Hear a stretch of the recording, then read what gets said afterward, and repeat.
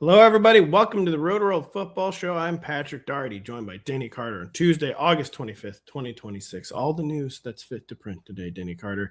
Ashton Jeanty, thankfully avoiding the worst with his ankle injury, but now questionable for week one. We'll break down the situation. Kayshon Boutte, now a Houston Texan. Deshaun Watson, now somehow a starter again. Breece Hall, maybe ready for week one. David Montgomery, already getting committed by the great Woody Marks, some are saying, Denny. Speaking of committees, maybe one in Carolina in that backfield, maybe one in Dallas, Deshaun Stribling mania, all that and more when we come right back after this. Denny, we would be remiss if we did not mention the death of an American legend, Dolly Parton, R.I.P. at 80 years old. One of those people that definitely felt like she would just never die. I never even thought about her not being around. Really? Never even considered the possibility. Shows up in my mailbox several times a month. We're part of the Dolly Parton reading program. That's awesome. Free books to my children. They're all very good. She, I was to say she wrote them. She did not write them, but she curated an amazing program. And yeah, very sad news. Yeah, used her resources for good. It was. I know. Imagine that. It's something folks should look into. I think. A lot of our nation's billionaires like, you can do that. Oh, it's actually shocking. I don't know, Denny. Actually shocking is that I went to Las Vegas, ? Yeah. So I didn't go. Yeah. So where were you? Where were you? Pat was furious. I actually was home because my sister-in-law is getting married in October, and she was having. So first off, your story's shifting. At first, you said you had a wedding. No. You kept saying you kept saying the wedding, and I kept repeatedly. I actually did think you were kind of correcting me, and you never acknowledged it, and so I was like, whatever. He just thinks I have a wedding. It's I did until this very second. I know it wasn't a wedding. It was a wedding shower, and it was actually Dolly Parton themed. And we there was a big Dolly cardboard cutout. People were taking pictures of it. They were dressed up as cowboys and cowgirls. So it was a cool thing. And anyway, I was not there. I'm wondering if you were able to control yourself in Vegas, because the inside joke here, folks, is that every time Pat and I go to Vegas, I think twice now, we are dead set on having a good time, but not too good. No, and making sure we drink a lot of water if we're going to have more than 2.5 hard seltzers. Or beers. So did you stay? Were you good? Or I've got the opposite problem. There's some people like, dude, you gotta stop. Like, you can't keep going this hard. You're 40. My opposite problem is like, you could go a little harder. You actually could go a little harder than this. You're not going hard. I did forget to have dinner Friday evening. That was a bit of a problem. Wow. I was feeling a little loopy on Friday evening. Thankfully, this being Las Vegas, my hotel, for whatever reason, had a Chick-fil-A in the lobby. And had some midnight chicky nugs. Oh, that's so good. They were so good. I love the Chick-fil-A. What is it? The spicy chicken sandwich. Oh my god. I actually ordered that the other day, and I had to go sit in the drive-through waiting area for like 15 minutes, and I wasn't even mad. I just wanted my spicy chicken. Does anybody know? Can someone listening to the show? What is the spicy chicken penalty when you order them at these places? Growing up, my brother and I loved to partake in rallies, or known as zips or checkers, I believe, in some parts of the country. I know checkers. Okay. We love rallies. We loved rallies, and we particularly loved their spicy chicken sandwiches. And we were two teenage boys, consuming a lot of calories. So many. We would both get 3 spicy chickens every time we went. And when we would order 6 spicy chickens, the workers basically like, I'm quitting. I'm quitting. Right. I know. Always, I had to pull my cartoonishly large 1986 Ford LTD around the front of the restaurant. Wow. Yes, I know. Wow. Hopefully Dolly Parton would have approved of that car. And it would take like 15 minutes to make the spices. Why the penalty? Why the spicy penalty? Well, if you sat in that car waiting for it and had the car running, you probably you burned $20 worth of gas. Well, I thought you were saying I could cook the spices on the hood too. It wasn't a particularly efficient vehicle, as you saying with the guy. It goes out saying it didn't have AC. Also goes out saying it didn't lock. And so several times, this is not a joke, actually, I would show up and my door would just be open. Okay. People like rifling through the car. And there was needless to say, there was never anything to steal in it. Right, just some CDs from a millennial. Well, I had some really rudimentary iPod through the radio type stuff. Yeah. That didn't really take off until I got my 1997 Taurus, though. Then that began in earnest. We'll start in a second, but did you ever have a cassette player that had a wire that you could attach to your iPod? Did I ever have 2 to 3 of those at least? Okay. Yeah. I mean, the Zoomers have no idea. They truly don't. Only 90s kids will remember. Yeah. Only 2020s kids would have remembered Ashton Jeanty if he had suffered a season-ending injury. Because he would have been lost to history, Denny. Thankfully, that is not the case. They had a prayer circle. The prayers worked. Yeah, I heard that, and it didn't make me feel great about it. No, when you hear training camp practice prayer circle, you're like, well, he's never playing again. Yeah. And he is playing again. We don't know, though, if it'll be week 1 or not. High ankle sprain.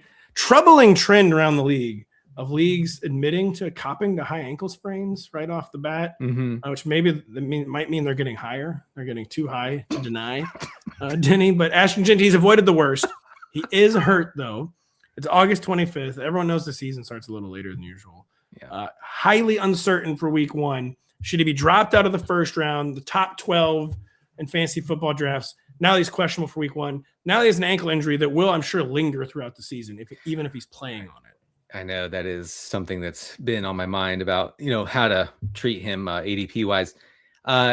Just for an update for folks who are not locked into Rotoworld for some reason, it was reported today. We will lock you into Rotoworld if you're not locked on. You gotta lock it. Unlike Pat's old car, you gotta lock it in. And Ian Rappaport said, and this is a quote. I know this sounds like a bit that we do, but it's not. He said the ankle sprain for Ashton Jeanty is, quote, more low than high. So,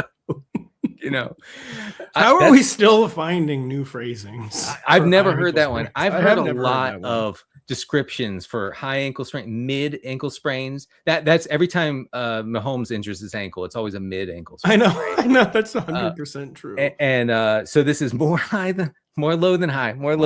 Let me be clear. It was more low than high in Las Vegas. We're gonna see if it gets lower as the days go on. But yeah, Rappaport said he's uncertain for week 1. It's kind of a thing. The report sounded like they're playing the Dolphins, so who cares? like they're gonna win anyway, which is a little much for the Raiders. I wouldn't take that for granted. I might open the app and hit the Dolphins right now. There you go. Becoming a degenerate. And we'll stop the show so you can do that. Please, I don't know my password.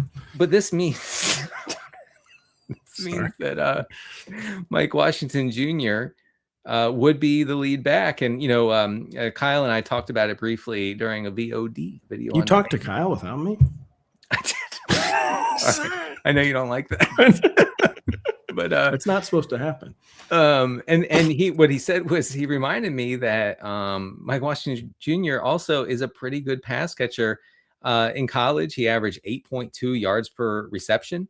Was pretty involved in the pass game in his final year.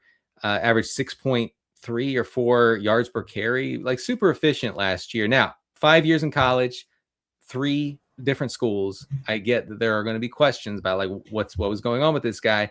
I do think, like you've talked about, Pat, I think that he's kind of the model, the prototype of the new norm, which is guys just bouncing around schools, trying to find a starting gig, trying to find somewhere where they'll thrive. And he finally did that in 2025.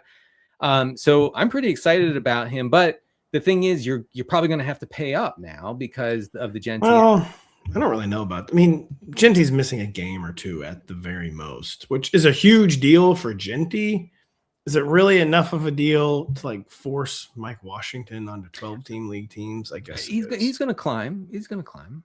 He's definitely going to climb, and he should be drafted. Actually, I wouldn't be getting over my skis. He's now in the mix to be drafted. That's what I would say for Mike Washington, because anyone who starts any amount of time at the running back, even if it's only 1 or 2 weeks, will have value. And then there's a possibility. I haven't heard anything. Any reports to say this, but I wouldn't be surprised if eventually in the next week or 2 we hear something about Mike Washington will be a big part of this running game to start the season, even if Jeanty plays, because Jeanty's banged up and it takes a while. It takes a while for these guys to get all the way back.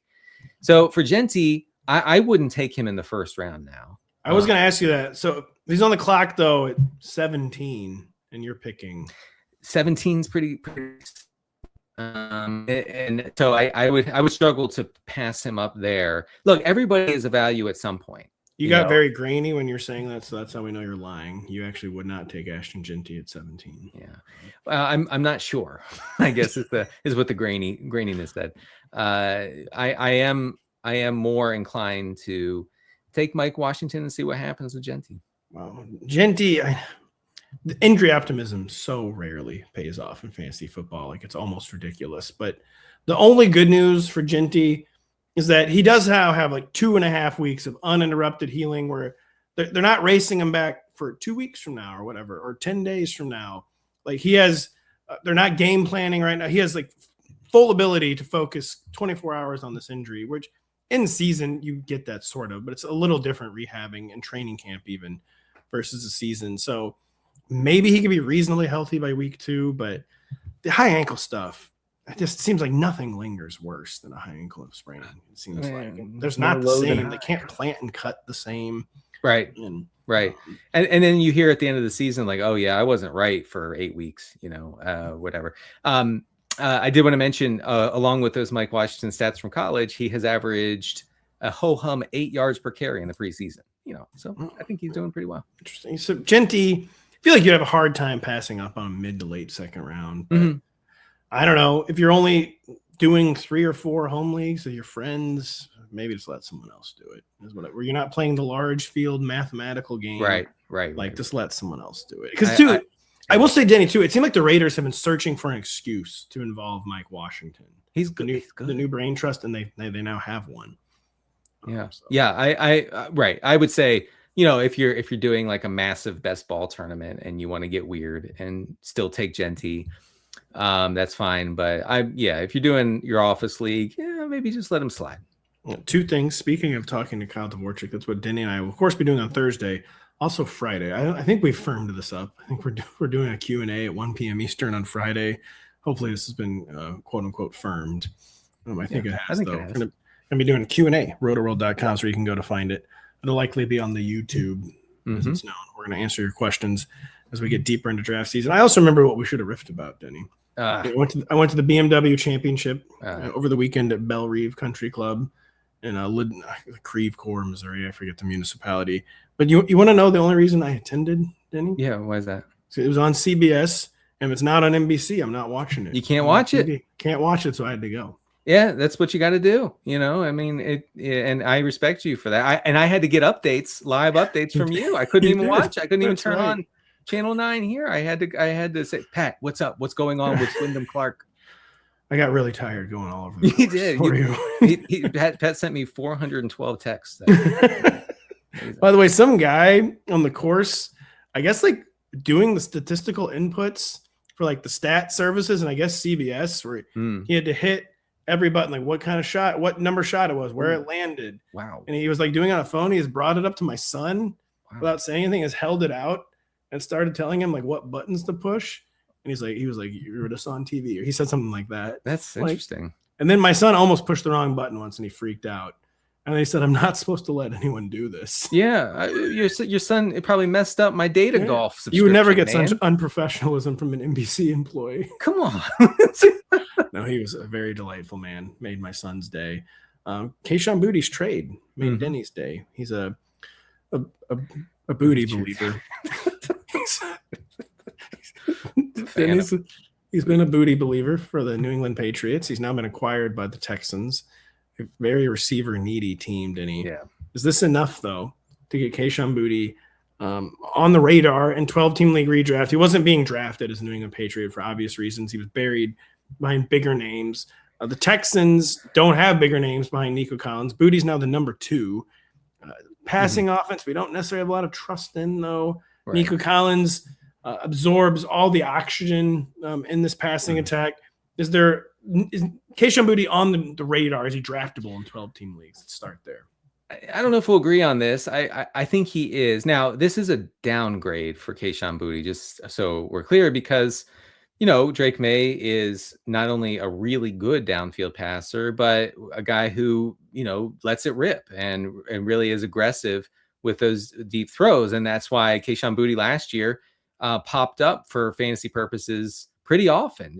Now, high variance stuff. He wasn't seeing any of the easy button targets, but he was a reliable downfield target for Drake May. Now he goes to Houston, where CJ Stroud, not the worst downfield thrower, but pretty close. I was gonna say, not good really in that soft pedaling that one. Yeah. He just kind of lobs it up and just hopes for the best. So that that is a downgrade, certainly. Now, Jaden Higgins, you remember, went down with an ACL injury for Houston. Boutte, I think, will just take his spot. That means Xavier Hutchinson is out of the picture, most likely. The Tank Dell and the other guy, Jalen Noel. I think they'll fight for scraps. I do think that having Nico Collins and Kayshon Boutte is a pretty good pair as far as splash plays go. I was gonna say, where are you going with this? Yeah, splash plays big time. Yes. And so maybe that makes Stroud a little more appealing in super flex leagues. Of course, you're not drafting him in one quarterback leagues. So that's kind of where I stand on Boutte for now. I'm not, dying to have him. I actually drafted him on a few teams when he was on the Patriots, because I checked this site called Rotoworld. He admitted, and Rotoworld had a bunch of reports that said, "Hey, Kayshon Boutte is." I feel like Rotoworld having a bunch of reports is misleading. It was mostly you. It was finding reports. It wasn't. I didn't cite I didn't say NBC Sports. Denny Carter says. I was citing people at the camp saying, by the way, Boutte looks way better than AJ Brown. Just saying. You had an agenda on that one. I'm just quoting beat writers. Maybe I did. Maybe. Yeah, no, I don't. They were saying that. You actually are not making that up. My two thoughts on Boutte.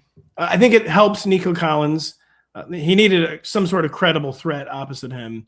Not that Kayshon Boutte is like a superstar, but he will at least demand defensive attention, occupy attention down the field. Fairly important development, I feel like, for Nico Collins in that regard. As for Boutte himself, having like value in your home style fantasy leagues, it's going to be as one of those guys where like he's probably only going to get 4 or 5 targets. He's probably going to catch 2 or 3 of them, but hopefully one of them's a 51-yard touchdown. Right. So a potential, he's in the matchup flipper mold, but a low end one, wide receiver 5'6". He's a roster filler outer. In a 14-teamer, Kayshon Boutte's looking pretty good to you. 14-teamer and Kayshon Boutte's changing your life. Yeah, right. I mean, you're seeing him on the board and you're going, I don't care who else is around. It's like first time in my life I don't have to start 3 tight ends. I know. Why am I starting 2 Rams tight ends together? But I did want to mention on the New England side of things, our guy Kyle Dvorak had a good piece, folks, to check it out on Rotoworld. About takeaways from last week in preseason, right? And he mentioned that Kyle Williams, who's the second-year receiver for New England, who I've been told, look, they have Kyle Williams, so they didn't need Kayshon Boutte. Let's relax on that. But Kyle mentions that Kyle Williams played 29 snaps with Tommy DeVito on the field this past week. That's fine. And he's buried behind Mac Hollins and Pop Douglas, formerly Kayshon Boutte.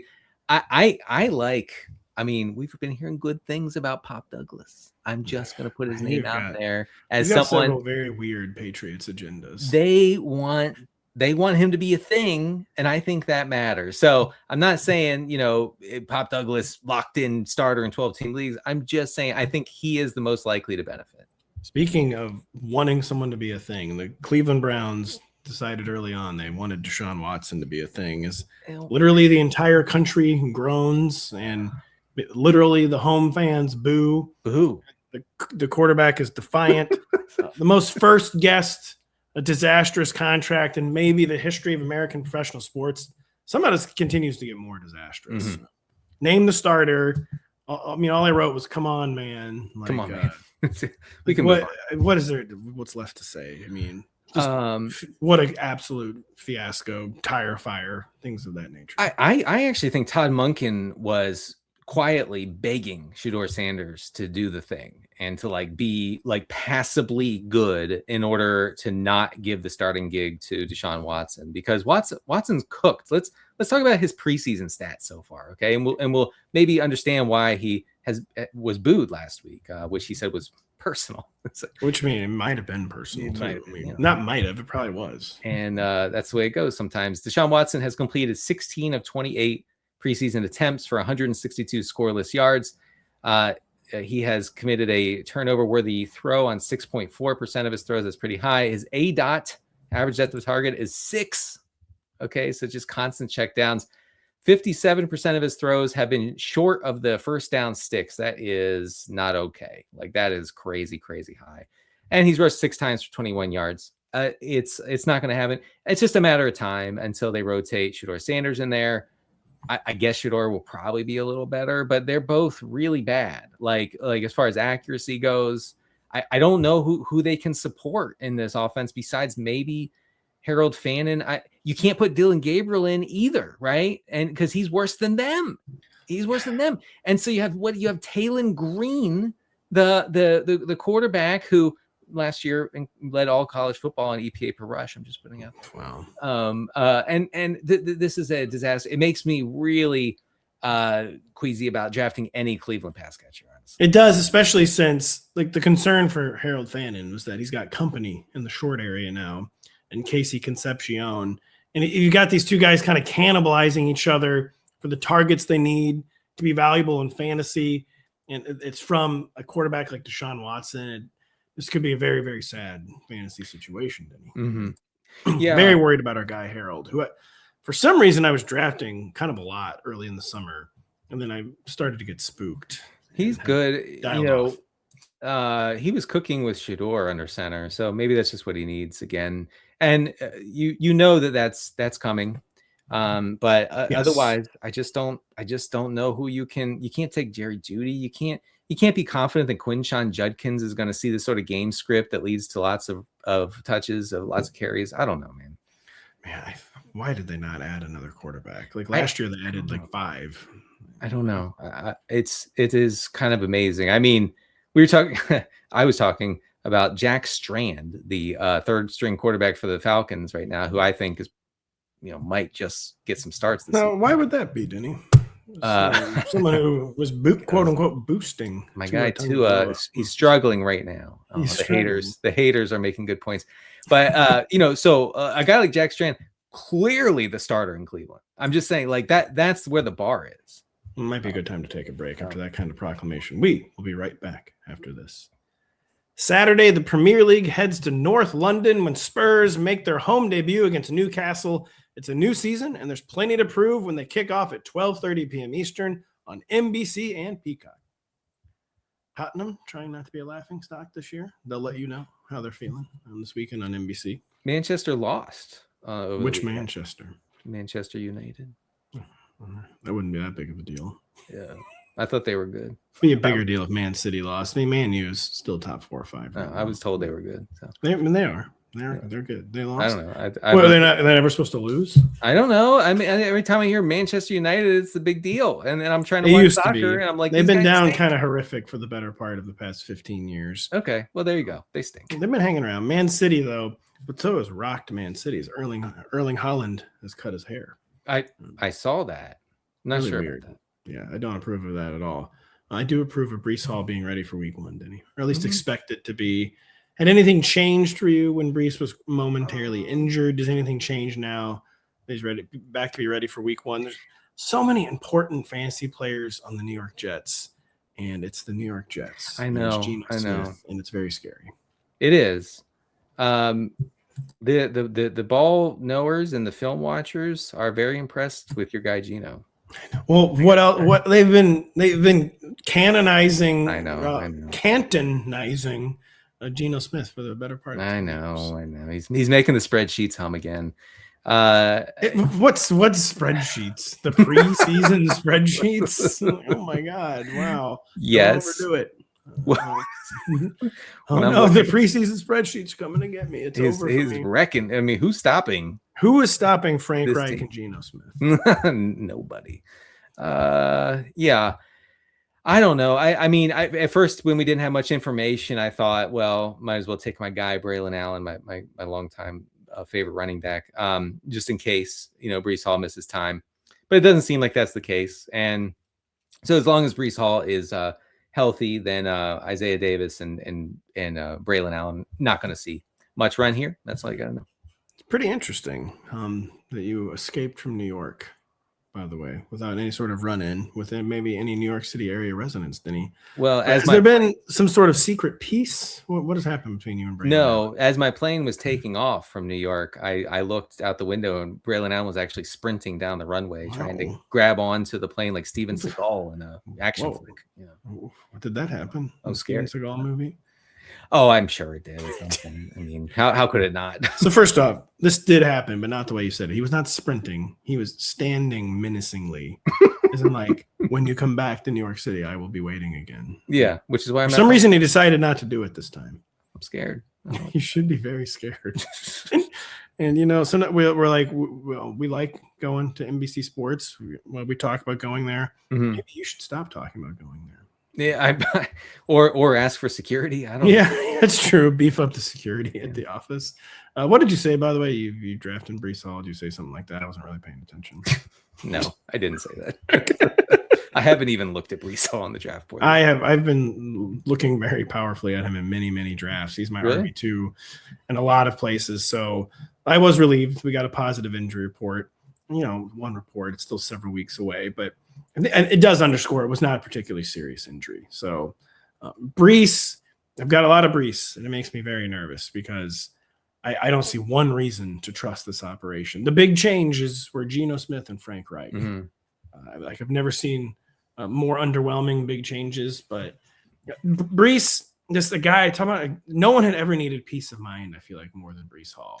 Finally got it with the new contract. I'm pretty bullish on Breece. I mean, in theory, this Jets skill position group is not so bad. I mean, Garrett Wilson, Mitchell. Every team in the league just needs Joe Flacco. The Browns just need Flacco back. The Jets just need Flacco back. Everyone just needs Flacco back. Not enough Flacco to go around, though. Right. Well, Geno Smith can be Flacco-ish. Yeah. Just a distributor.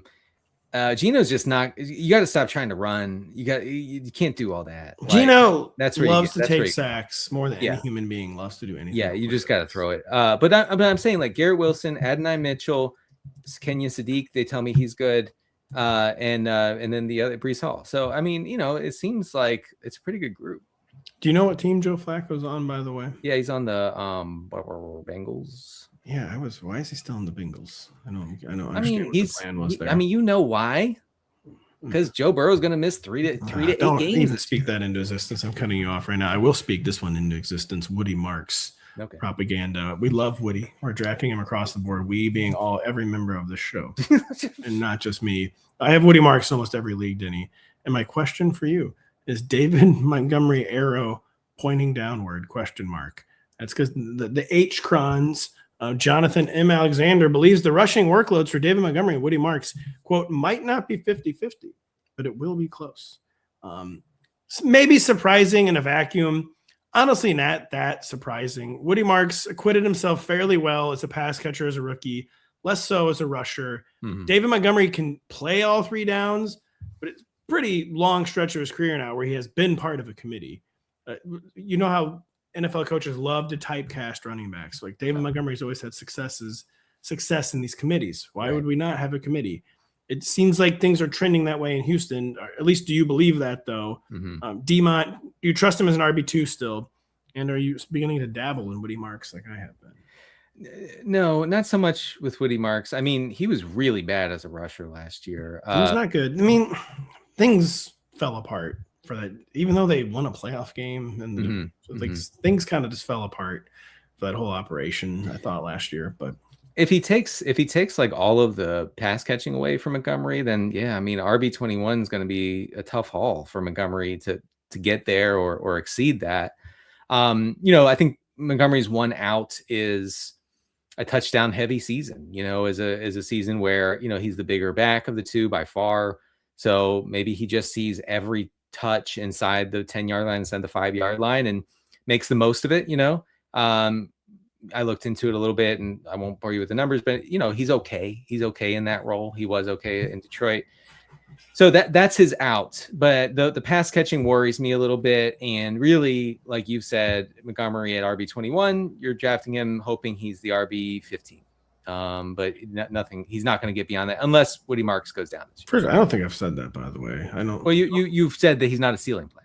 Yeah. Okay. Yeah. Is what I mean. So you're hoping that he exceeds his ADP by a little bit, but it's not going to be. He also is just a guy where you might just be hoping he hits his ADP. Okay. I don't know. I mean, Montgomery, I feel like he could maybe do more, but they're just not going to ask him to do more. Running backs, they get typecast and they stay that way. Yeah. We got to keep David Montgomery fresh. David's always had a caddy. He's always had a backfield partner. Right. Yeah. Why can't we make Woody Marks Jahmyr Gibbs? Exactly. Well, many are asking, including me. Just do that. Put him in the Gibbs role. I would say, just put him in the Gibbs role. Gosh, I had him in Dynasty, and so then I'm sure that's subtly biasing me. Anytime like RB4 types are on the clock, like might as well just take Woody. Really? Yeah.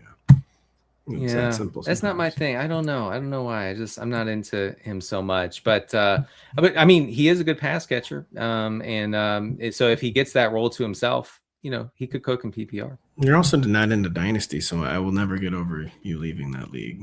No, you won't. No. Hayden Winks is in it now.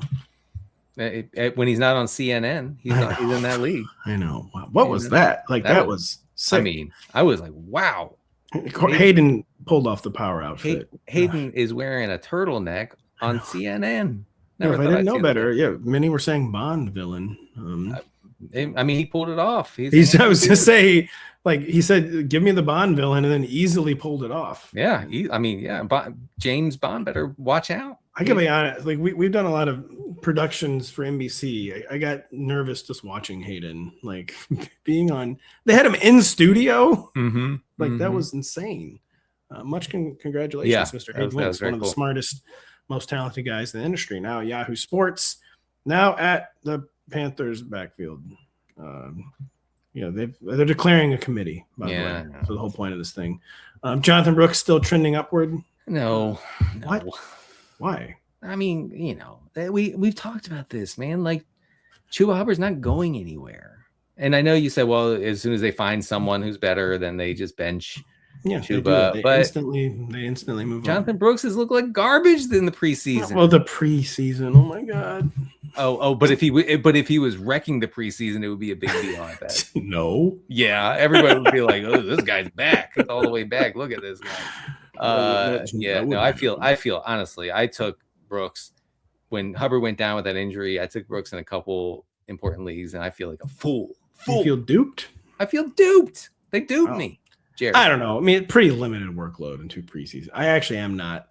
2, a guy who, not to make excuses, but to make excuses, might be a little tentative, easing back into action. He may be good. He's taking these hits now. Guy who's not played essentially in 2 years. Might be, I don't know. Maybe easing himself into action. I'm coping.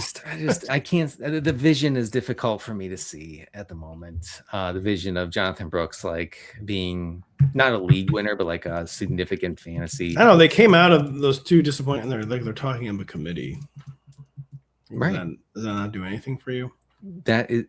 That's bad for Jonathan Brooks? No, it's very good for Jonathan Brooks. Why? Because they're getting the guy work. They're basically maintaining and reinforcing they're going to get him work, which was not a public expectation 3 months ago. Oh, I see what you're saying. Yeah. Okay. Yeah. Okay. I mean, we'll go with that. I'm not completely out. If Chuba Hubbard is 100% healthy for the start of the season, then Brooks is his touch total is going to be capped. There's nothing. Chuba could be the ultimate. Is he a 0 RB league winner, Denny? Mm-hmm. I mean, if Brooks gets banged up, yeah. Or even if he doesn't? If he's no. Both of these guys will be very frustrating if they both stay healthy. But if one of them goes down, there's huge contingency value in the other. So the never done anything in the NFL triplets who've been super hyped all summer, Jonathan Brooks, Marshawn Lloyd, and of course, Jaden Blue. Unlike Jonathan Brooks, Jaden Blue's looked very, very impressive on the preseason field. But reports Malik Davis might still be ahead of him. I'm kind of having a hard time believing this one. Do you believe this one? Why? Malik Davis is good. He really is. I haven't had to cut your mic in a while. No, he's good. I don't know what else to say. He's good? I've always thought Malik Davis is good. You can roll the tape. Roll the tape from last year. Please do, because that's an extremely wrong opinion. Okay. Roll the tape of your disastrously wrong opinion. Malik Davis has played well this preseason, averaging 5.7 yards per carry. This preseason thing, as if I'm supposed to care. This is what we had to work with. I also have something else, though. I have several data points. Listen, it only matters when it's a good player like Jaden Blue. It doesn't matter. Jaden Blue's not good. You've said this. It's Malik Davis. You've said this for like 3 years or something. Even when he was in college, you were like, "This guy's terrible." Even when I was drafting him everywhere, I was admitting he was terrible. This is true, and he remains bad. All right, this is from Kyle Dvorak. Malik Davis, talking about preseason usage from this past week, right? Malik Davis started with the second-team offense and rotated with Jaden Blue. Blue was the starter last week, though it was, again, the second-team offense taking the field. In other words, Dak Prescott and those guys didn't play. Blue ultimately played more snaps with the second unit than any other back in both games. Phil Maffa played ahead of Davis last week, but that was flipped against Arizona. It's a mess. But if Javonte Williams misses time, I am betting on Malik Davis. Malik Davis is 27 years old with 90 career carries. Like being escorted out of the casino right now. I'm beginning to see why you didn't go to Vegas. Why you had to make up a wedding not to come to Vegas. It wasn't even, you're being escorted out of the casino. Jaden Blue, look, I don't understand what you think is going to happen with this guy. What I think is going to happen is that Javonte Williams cannot play third downs. They wanted it to be Jaden Blue last year. He was disastrously ill prepared, so they couldn't put him on the field. But Javonte was maybe the worst pass catching running back I've ever seen in 2025. And now they're trying it again this offseason. They've talked up last year was all fantasy managers hyping Jaden Blue. This year, it's actual employees of the Dallas Cowboys who have been hyping Jaden Blue. Nice. They need it. They need this to happen. Basically, they are claiming it's happening. I'm not buying the Malik Davis angle whatsoever. Okay. And I think the Cowboys need Jaden Blue to happen and are saying that it is happening. I mean, you know what this means, like this back and forth between you and me, you know what this means is we're on to something. If Javonte misses time, Blue and Davis are going to just split the backfield and nobody's going to be useful in fantasy. That's actually a good point, unfortunately. Right, never mind. No more Jaden Blue talk. No more talk of any kind until we're right back after this. We're taking a short break. This Sunday, it's a Major League Baseball doubleheader on NBC and Peacock. First off, the Astros visit the Mets in New York City. Then on Sunday Night Baseball, the Reds take on the Cubbies at Wrigley Field. NBC and Peacock this Sunday. Yordan Alvarez. No homers last week. Interesting. No homers. Yeah, we're looking into it very strongly. Yeah, well, what happened? Huge problem for me. You told me he was good. I was told he was good. I'm trying to hold on to the number 2 seed. Final week of the regular season. Going to need more than Cerro home runs. Yordan. Yeah, one would be good. At least one would be very good. How about Yordan is in a promo every single week? It's kind of crazy. The guy's following me around the country. Yeah, well, he's they're trying to gas you up a little bit. That's right, they are. Nolan McLean, my only Met right now, I believe. Deshaun Stribling, the only NFL player who matters, Denny, according to vast swaths of social media. Yeah, well, thanks to Hayden Winks' appearance on CNN, the whole world knows about Deshaun Stribling now. That's right. That is right. That's crazy. Because he got asked about it because he had a big game the night before. He's now had several big preseason games. I think when they tally up the practice receptions, Deshaun Stribling caught 42 passes in practice today. Are you buying in to Deshaun Stribling mania? De facto first round pick. What was he? 33, 34 overall. Even though some were saying he had never been good, even though many are saying Kyle Shanahan hasn't made a good draft pick in a while. Some people push back on that. He's made a lot of really bad skill player draft picks. Yes, he's made some good ones. Okay, we got to admit that. Are you buying in to Deshaun Stribling mania? Sort of. All right, here's what I have on Stribling. It's a little complicated. So in his preseason games, Stribling has been targeted on 54% of his pass routes, which is just astronomical. It's insane. That's this. I am that really intrigues me. It really caught my attention. Because Denny intriguing for either reason. Either he's just that good him in that open, or they're trying to crash course him in anticipation of a big regular season. Either way, it's good. Either way, right? So in last week's preseason game for the Niners, Demarcus Robinson, Deebo Samuel, and Stribling were the team's starting wide receivers, right? In 3 receiver sets. Now, this is according, again, to Kyle Dvorak. Stribling played 1 of 7 snaps in 12 and 13 personnel, 12 and 13 being multiple tight ends on the field, right? Demarcus Robinson led the team with 10 of 10 reps with the starters.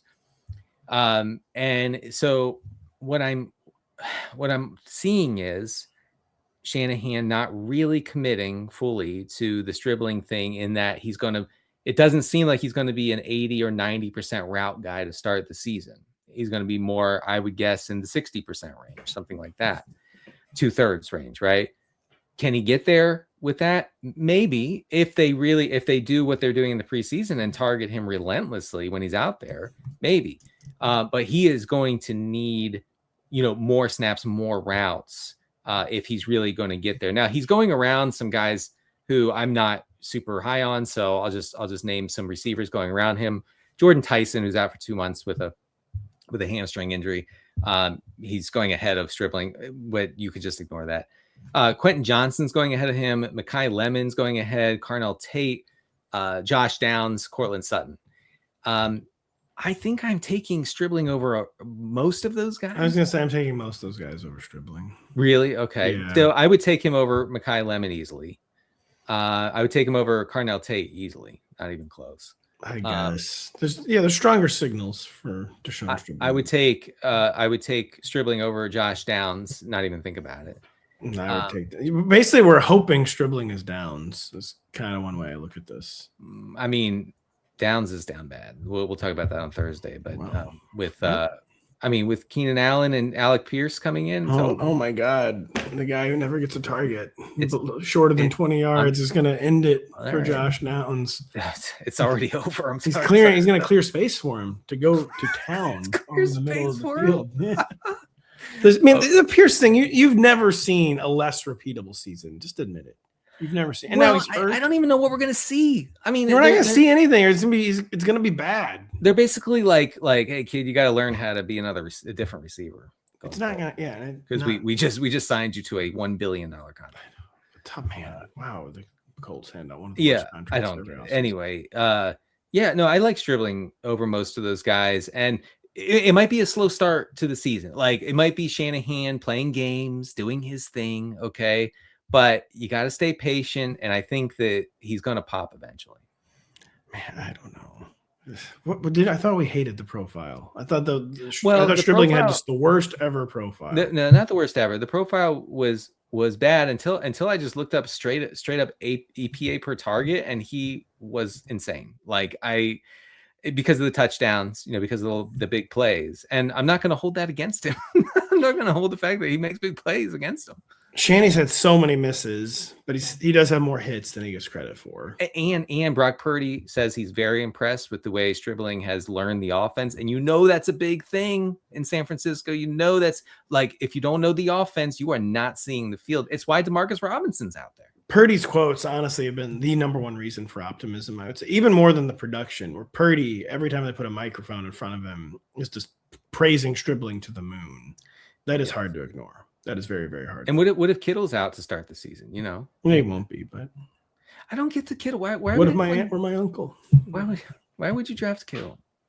Why would you draft Kittle? Yeah, why? Because he's tied at 9 or 10. Like, easy money. The casino's giving me money. All right. If he stays healthy, he's easily top 5 or 6. It's pretty simple.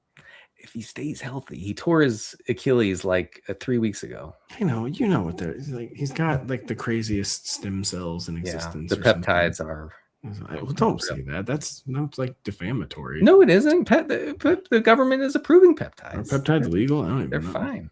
I'm the only one not on them, so I don't know. Yeah, I know. You and me. Yeah, you and me. We found the last two prime-aged men not on peptides. They're Pat and Denny, and they're talking about fantasy football. Yeah, somebody's gonna interview us. Why now? Why aren't you taking Pittman? I know. Yeah, like we can't pull off turtlenecks on CNN. Yeah, and how do you know? How do you know where to get them? I don't know either. You can have someone look into that for us. Look into. Man, I've put this one on the sheet a few times. We never talk about it because I don't think anyone cares. DK Metcalf, Michael Pittman, former Colt. They're back at practice. They had been missing practice for a while. I mean, are you concocting a case for either of these guys? Yeah. Reasonable ADPs. The Rodgers thing is something I think like we don't spend enough time. Like the Rodgers thing is the kind of thing like, you need to take a step back sometimes. Like the Steelers are actually doing this. They're doing another Aaron Rodgers. But I think that they're setting him up pretty well with Pittman, with Jeremy Bernard, with Pat Freiermuth, who's supposed to be a big part of the passing game. You know, look, setting up everyone you just said, I would say, is not supporting your argument. He's being set up well. Okay, I don't care about the Steelers, and I don't. You think he's going to target a rookie named Jeremy? You think Aaron? That sounds like something Aaron Rodgers is going to. It's either him or Roman. You know, with Roman Wilson. Aaron Rodgers, famous for not really involving the rookies, didn't he? Right. We're just hearing about this for the first time. I think this offense is going to be sneaky okay for fantasy. Cut his mic. I like Pittman. I don't like Metcalf because you know the arm strength for Rodgers is not the best, not what it used to be. Here's what I'm thinking. As soon as Drew Alar comes in for Rodgers, and that will happen eventually. You've been really out of control today. It's been a long time since I've wanted to cut your microphone, and you're saying like constant mic cutting type stuff. You're mentioning Drew Alar. I'm projecting. People are trying to draft their Drew Alar. teams. Drew Alar about Drew is Alar. like should be like the biggest like story of the preseason. This guy is destroying. It's been pretty good. He's been fourth team secondaries. Okay? He's not Hackenberging. I will say that he's not Hackenberging. And he has a good profile. Anyway, if Alar comes in, then it's Metcalf season. But for now, I like Pittman a lot. I think Pittman is a guy. If you take a bunch of running backs early and you're just like dead set on, just trying to get by at receiver, Pittman is a guy you kind of have to take later in the draft. I feel like I've heard you make similar arguments about Pittman in the past, but he is that kind of player.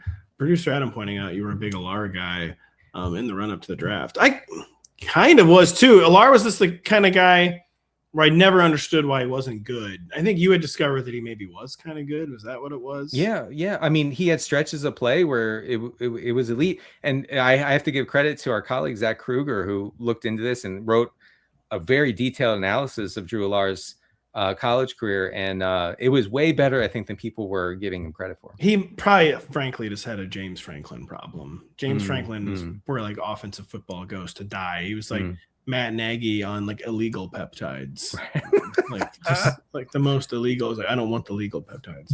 I want the really illegal ones. That was James Franklin when it came to offensive football. So I'm assuming wide receiver 46, Michael Pittman, is a much better click for you than wide receiver 34, DK Metcalf. I wouldn't. I completely agree.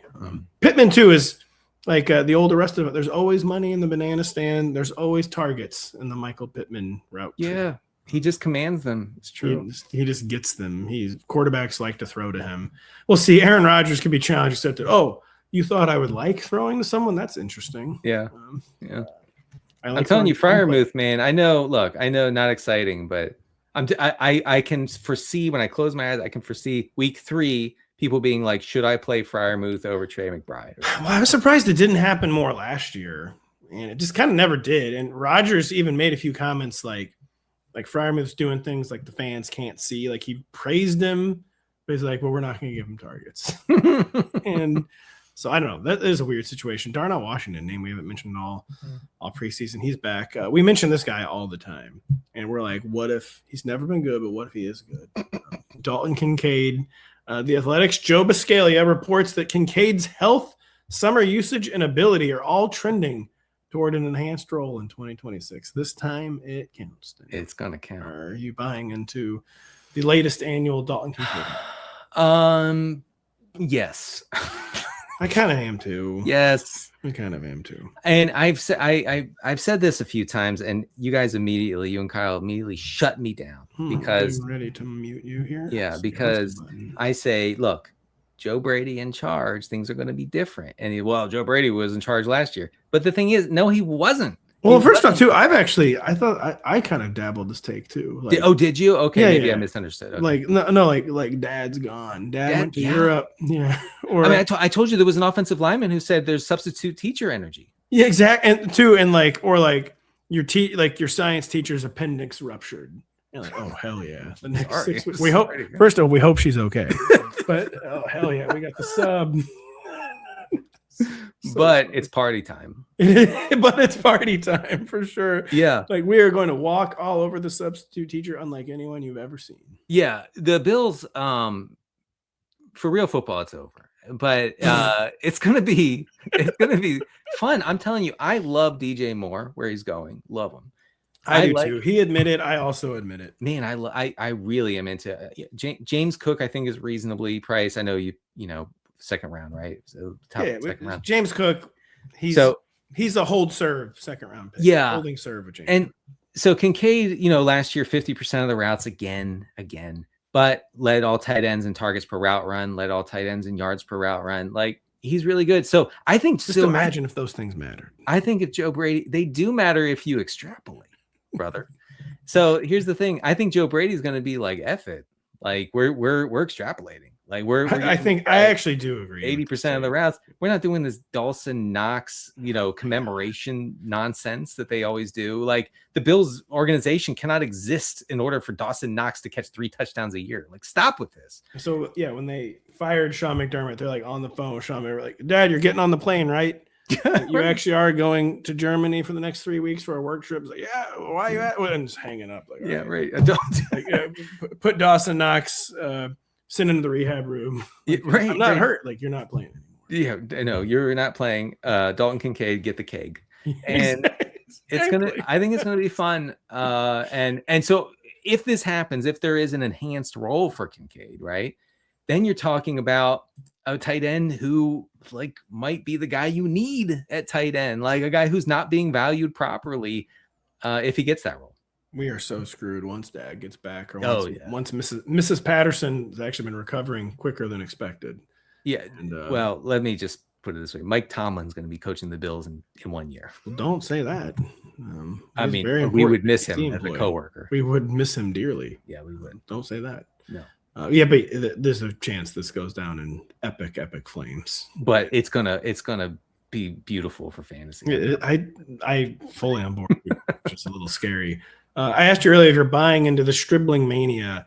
I've got the even worse version of it. The Charlie Kolar hype. Oh, come on, so like just worse. stop. God, this is a classic. I've been doing this job too long. I know. Like you're not gonna get me with the Charlie Kolar hype. It's like film bros and like analytics bros alike. Yeah. Like guys, like have some self-respect. All right. So from any history whatsoever.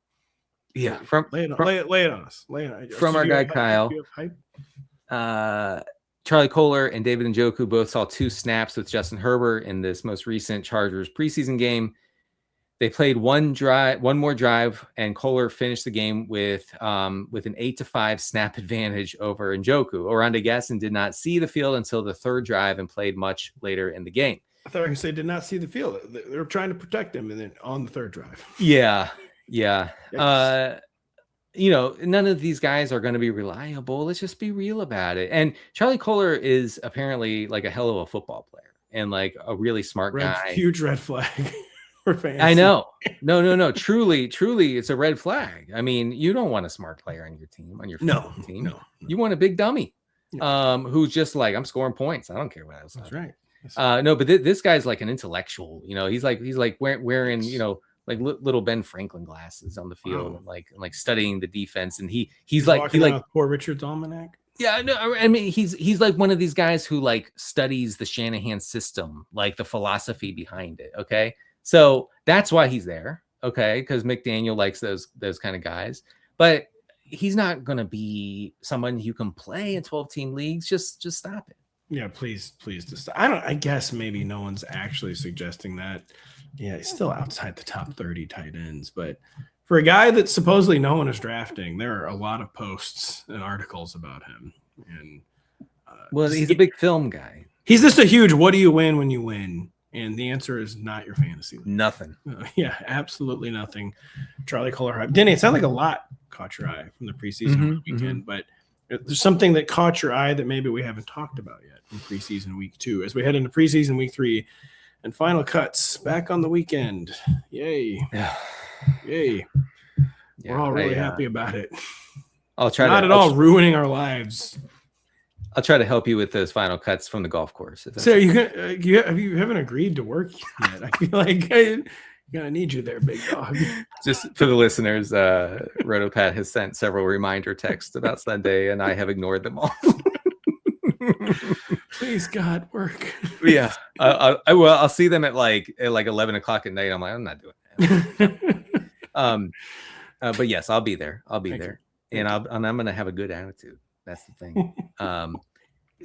Honestly, I saw this question on the agenda. The preseason usage that I mentioned, that Kyle had, run down for us in the article on Rotoworld. Nothing outside of that caught my attention, because really, like, preseason football has become kind of meaningless, because they do the team. What do they call it? Team drills or no? The joint practices. The joint practices, right? And two, I feel like starters are playing more this year, but like you're never going against the other team's starters somehow, and they're getting it more like hyper specific, where they're almost using it like a controlled environment, almost like a joint practice, where they're only out there to do like one thing, and it's even with starters playing a little more than they had been the past few years. I feel like it's resembling real football less than ever. Yes. So it's just very, very hard to have concrete takeaways. One, I'll just mention this one that did catch my attention. I didn't mention it earlier because we didn't talk about the Eagles at all, but Tank Bigsby has been rested throughout the preseason because he is like the only game in town when it comes to RB2 duties behind Saquon Barkley. So that's just like confirmation for those of us who have been drafting Bigsby in case Barkley misses time this year. I think he's still a really good click. I thought you were going to keep talking. No, that's all I got. I mean, I can talk about Tank Bigsby a lot, but not forever. I didn't really have any takeaways. I was so out of the loop over the weekend. It's the only bad thing about an industry event this time of year is that you actually miss some of the actual football. Well, you're on the West Coast too. No one knows. Dude, the West Coast thing. Like, what is up with this West Coast time zone, guys?